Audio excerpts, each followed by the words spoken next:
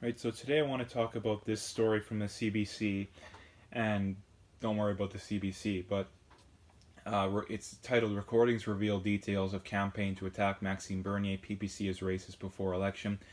And the topic of the video that I wanted to talk about was people, mainly on the left, but I think some people in the center and on the right, have this idea that the PPC, even Donald Trump, people who want to reduce or at least have controls on immigration and whatnot are quote unquote racist, because I say quote unquote because the word racist I don't think really means a whole lot anymore.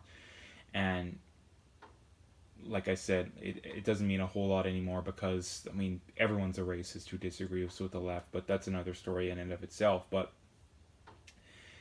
the point I wanted to make is that, and the best way to put it is that if the PPC and Trump supporters and people who are more nationalistic are racist, then why do stories have to be made up to prove that they're racist? Like that, it doesn't make any sense. If they're actually racist, you should be able to just point out clear, tangible examples of it, but they don't. So, and they tried doing that too, and it didn't work. And I think it was even the conservatives who were involved in this smear, but which is another reason that you shouldn't have voted for conservative federally. But that's another story in and of itself.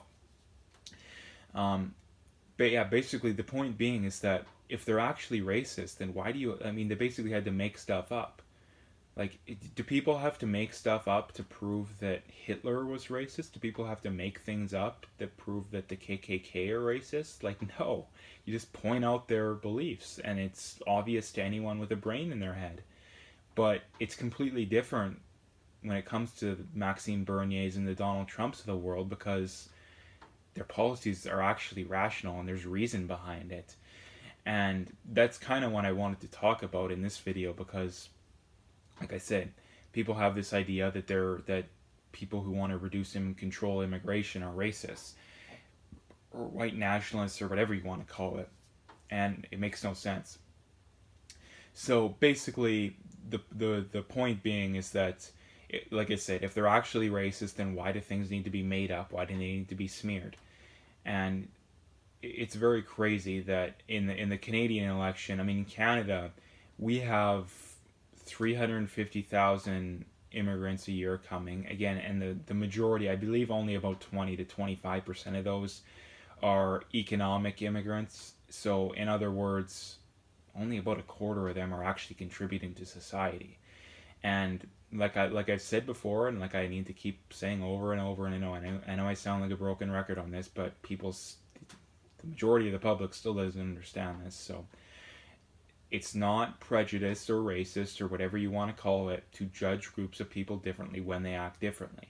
The example that I'll use and keep using is that um, the general public in the U.S., and I don't know what the numbers are, but I think it's safe to assume that they're pretty similar, considering the countries are right beside each other, the demographics are pretty similar, and all that stuff. And there's no way there's that much of a difference between countries. And in essence, the numbers are, at least from the Center for Immigration Studies, uh, 35% of the general public is on welfare, 63% of immigrants are on welfare. So that's almost twice as likely to be on welfare. And again, if 63% of them are on welfare, well, that means that they're a net negative, because for every working person, one working person isn't going to offset one person on welfare, because the average person coming from the third world isn't working a 6-7 figure job who's going to be paying a lot of money in taxes. They're more than likely working a construction or something where they're maybe making 15-20 bucks an hour, where they're not going to be paying much taxes. So you need probably at least 3, 4. I'm just talking off the top of my head. I might be wrong, but at least 3 or 4 people for every one person you bring in, if they're working more of the low wage jobs. So again, and that's the reasons behind it, is that the I think Maxime Bernier's policies are better than Donald Trump, but I'm just talking about Trump because he's someone who wants to reduce immigration and control mass immigration.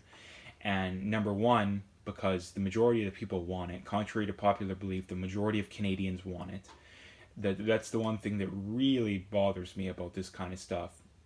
And with the Don Cherry thing, with all this kind of stuff, is that the people who disagree with me and all this kind of stuff, they think that the overwhelming majority of people believe in them because they're the woke type that they only associate with people like them, and when they come across people that are different than them, they assume that they're just crazy racists that are way out to right field. And in reality, it's the opposite. And you can look at the studies. I literally made a video on this, so I'm not making it up. Only about 6 or 7 it's less than 10% of Canadians want immigration, at least as of a year or two ago when the Trudeau government was proposing increasing it, and they already did increase it. So only about 6 or 7% of Canadians want immigration at the level that it's currently at, and the overwhelming majority don't want it increased, or wanted it increased. It already is, but so much for democracy on that one, I guess. But so the people that anyone who comes across this video or that disagrees with me, you're not in the majority. Okay, you can because you're in such a bubble, you think that you're in the majority, but you're not, and the studies don't show that. So don't give me that crap that you're in the majority. And their argument they're confident in making their argument. When you come across these people that want the mass immigration, they're confident in their arguments because they think that the majority of people agree with them. That if that fell away, all of a sudden they wouldn't be confident because the majority of people disagree with them, and they get off on the social being socially accepted, basically. And so that's kind of that. And like I say, the other thing being is that mass immigration is unsustainable. We can't even afford the rate that we're currently going in. I mean, the U.S. is in $23 trillion in debt. You have cities like cities in California like Los Angeles and San Francisco that have like San Francisco has like 20,000 homeless people. Los Angeles has even more than that. We're talking about states that have over 100,000 homeless people, and not to mention too is that you have these people on the left that they're so fallen for their propaganda of being morally superior that the leftist cycle is that they'll go somewhere with a lot of wealth, they'll pillage all that wealth, and then they'll leave, and then they'll do it all over again. And you can look at the simple math that I think there's 2 or 3 times as many people leaving California that are coming in. And California's the leftist, at least in North America, the leftist heaven, basically. They have every leftist policy that's ever been imagined, at least, that they can realistically put in. And yet it's collapsing. So, and then you have other states that are more capitalistic that are actually doing pretty well.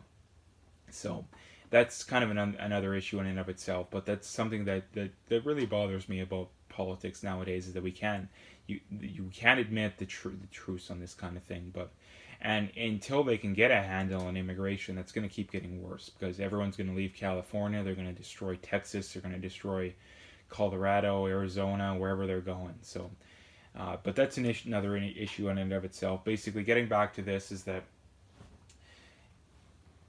everyone on the right is accused of being racist, and like I say, it's a word that doesn't mean anything anymore. So, and that's unfortunate, because the problem is that a lot of these things in society nowadays too is that the genuine racists are flying under the radar, and it would be nice if we could only accuse people who are actually racist of being racist. The problem is that a lot of people on the right, I would say the majority, and people who actually understand things when it comes to these kind of things, is that in a political campaign, whenever someone's accused of being racist, at least for people on the right and for people who are awake, it's immediately assumed that they're the good guy. And again, that kind of sounds like backwards thinking, but it's for the simple reason that for people who are awake to politics nowadays, and it's a very recent phenomenon. So You need to understand that, and people need to understand too that politics has really changed recently. A lot of people still think that politics is the same as it was in like the 90s and the 2000s, even though it's changed drastically over that amount of period, like very, very drastically. And like people like racist, being accused of racist doesn't mean anything anymore. And the problem is that if you understand accusations of racism, you know that the overwhelming majority of the time they don't mean anything. They're more than, and the other thing too is that what it says generally is that the other person doesn't have good enough arguments to beat the other person's arguments, so they accuse them of they call them mean names. Basically, it's like the school. It's like stuff that you did when you were like 8 years old. Like you'd call the other person names. Like you can't beat them rationally and with reason and evidence. So you call them names, and people like anyone who's smart recognizes that the first person to call the other person names without reason, like I say, if you're debating Hitler, calling him a racist is rational. But if you're debating Maxime Bernier or Donald Trump, calling him a racist is it's a terrible argument because number one, like for example, the Donald Trump, I mean, black unemployment, Hispanic unemployment are at all time lows. I mean, black unemployment's at the lowest it's ever been recorded.